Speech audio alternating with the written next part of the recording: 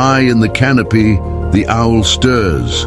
Its parchment wings rustle as its sharp eyes scan the forest below. Its focus becomes alert, sensing danger approaching, a warning carried on the wind.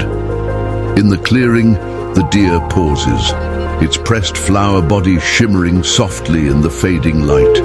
A creature of quiet grace, it spreads the seeds of life with every cautious step.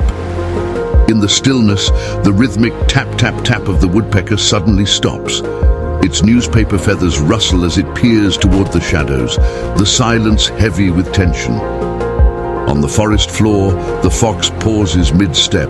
Its crepe paper tail flicks nervously as it listens, each sound a clue, every shadow a threat.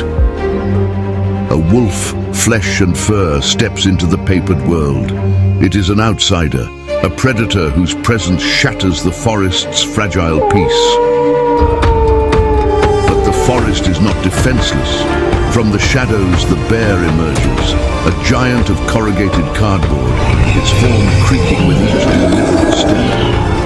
The wolf hesitates. This is no ordinary forest.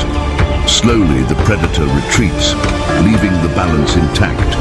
In the paper forest, life is both delicate and resilient. Each creature, no matter how fragile, plays a part in defending their world. Tonight, the balance is restored, but the forest never forgets.